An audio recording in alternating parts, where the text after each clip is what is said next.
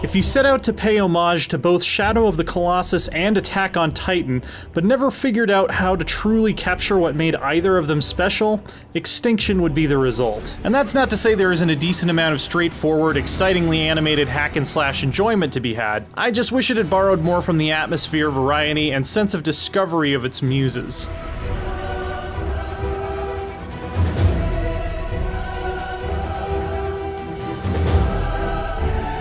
The stars of the show are the Reveni, towering ogres on the warpath to wipe out every last human for reasons that become clear across the roughly 12-hour campaign. They can only be killed with a blow to the back of the neck, which usually involves an acrobatic sequence of jumps and slashes to remove armor pieces and sever limbs. While that final kill shot is always satisfying, especially if it's just in time to save a group of civilians by mere inches, getting there isn't always so rewarding. For one thing, climbing on the Reveni often feels frustratingly imprecise.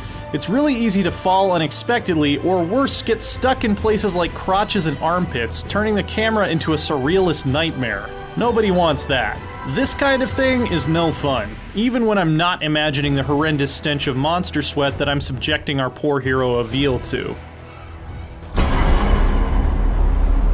Your objectives in a given level can vary between saving a certain number of civilians by activating teleport crystals, killing a certain number of Reveni or their man-sized minions, or keeping key structures intact until a timer runs out. Civilian deaths and demolished buildings tick down the extinction meter, which causes you to fail the mission if you take too long. For the most part, I enjoyed the pacing and sense of tension this added.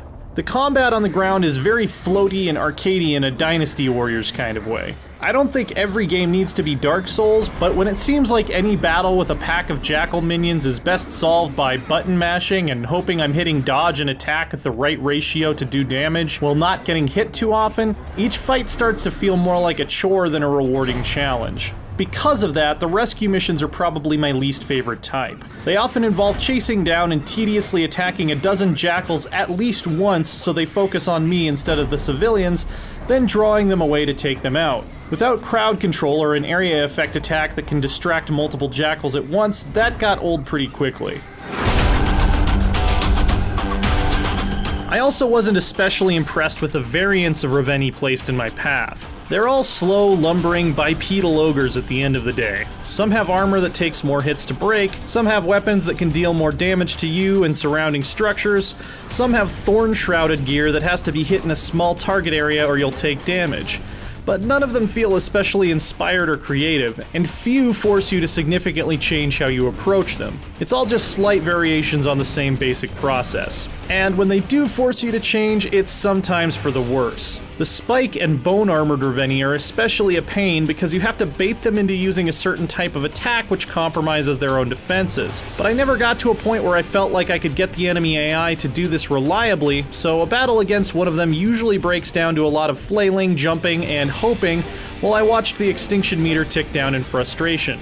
The story does have some interesting twists and turns, though Extinction's bright colors and action-heavy, horror-light tone never really sold me on the idea that I was in a race against the clock for humanity's survival. The cast is likable and fun to listen to, with the exception that one of the main supporting characters is played by a person inexplicably doing a junior college community theater quality fake British accent. I was joking, sort of.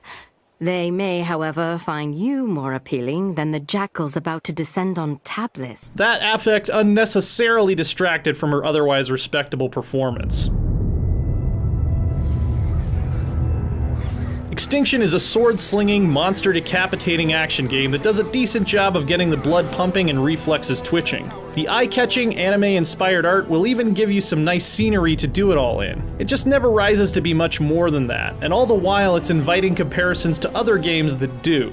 Extinction lands in that awkward position where, yeah, it's usually fun, but you're not really missing anything incredible by giving it a pass.